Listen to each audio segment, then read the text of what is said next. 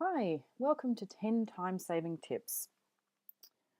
Today we are going to focus on setting some goals, prioritization, saying no, planning wisely, overcoming procrastination, getting organized, dealing with your emails, using your calendar, delegation, and making meetings worthwhile.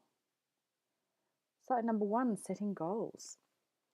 First thing you want to do is draft a list of all the things that you want to achieve within a given time frame, be that today, a week, a month, a year.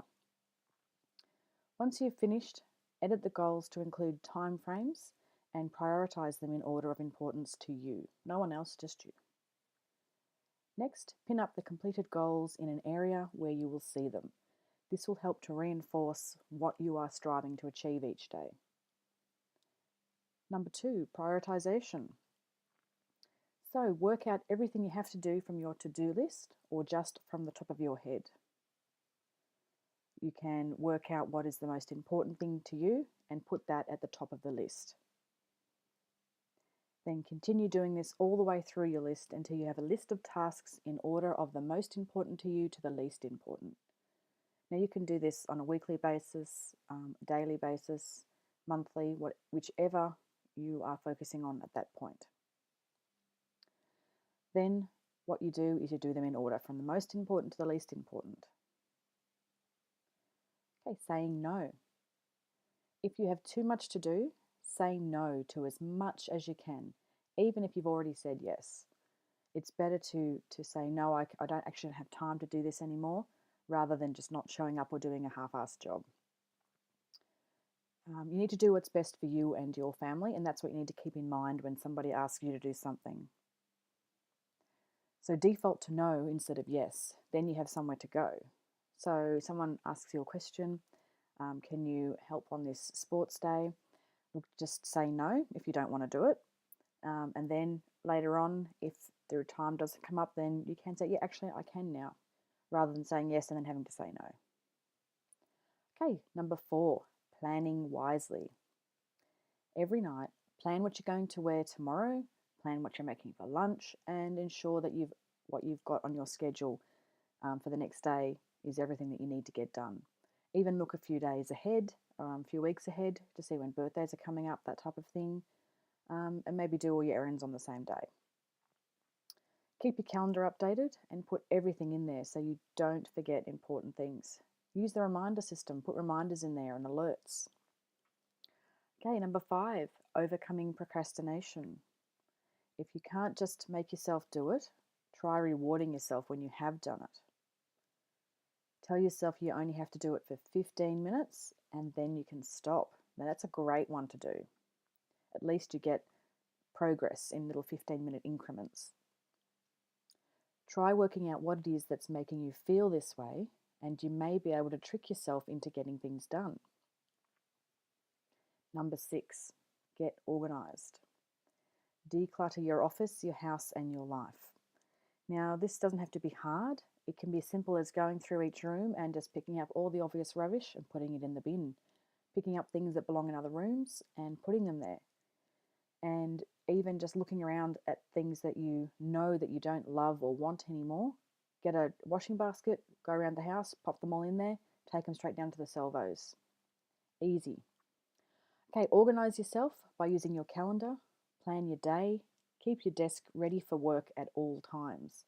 So keep it clear, keep everything within easy reach, but keep some workspace clear. Work out a spot for your keys and make sure they always go back there. This works especially well for the men in the family who don't carry handbags, for instance. If you've got a key hook somewhere in your house, put it somewhere close by where they currently dump their keys. Maybe a key bowl, maybe a little clip-on thing on your handbag where you put your keys in. Wherever they go, make sure they go back to that same spot and you will lose your keys far less often. Number 7, dealing with email. Take yourself off email lists that you never read. So easy to do, but so many people don't do it. Just unsubscribe like crazy. Use rules to clear your inbox as much as possible. Now, there's heaps of information you can Google on using rules in your email. So, yeah, go crazy on that one. Practice inbox zero.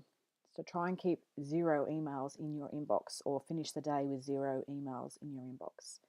And if you're interested in this one, I can definitely help you with that one. Only look at your emails twice a day if you can. Depending on what sort of job you've got, that will save you so much time. Use your calendar. Make appointments in your calendar to complete all your work and your client meetings and your children's sports days and so on. If it's in your calendar, it gets done. Keep it updated and you will trust your system and you will keep using it and you will be much more organised. Number 9, delegate. What tasks can you give to somebody else that you currently do? Try staff, family, virtual assistants, outsourcing, things like cleaners, contractors, that type of thing. Whatever you can outsource or delegate means less work for you and more time to work on your business and your jobs and your family rather than constantly trying to get everything done yourself. Number 10, make meetings worthwhile. Don't go to meetings unless you have to. Yeah, that's easy to say, but it's surprising how many you can get out of. Have an escape plan to get you out of long, boring meetings before you go in. This is a good one. If you know there's going to be a long meeting and it's nothing in there that you need to be there for, have someone plan to call you about an hour in so that you've got an escape plan to get out of the room.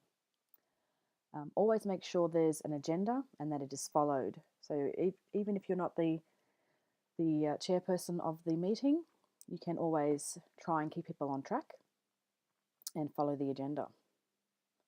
So try not to allow people to keep talking. Ask them what their next action step is on the topic and get it in the minutes. And if someone keeps going on about something, perhaps ask them to table it for the next meeting. Okay, that's the 10 steps. Now we're going to look at implementing. So you must implement in order for any of these tips to work. So just reading them's not enough.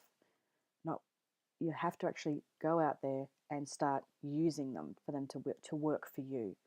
So pick one and try it today. Then pick another one tomorrow or next week and try that one until you've gone through all of the 10 tips and see which ones worked for you and let me know. Okay, productivity school. If you liked these tips and you want to learn even more about how to get organised and pimp up your productivity at home and at work, check out Productivity School on our website, www.productivetraining.com.au.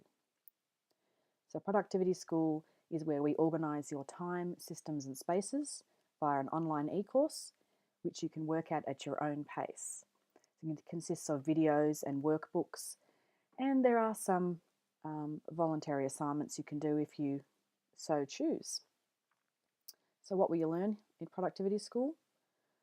Well, there'll be goals, so working out what you want out of your life, and that is just valuable right there.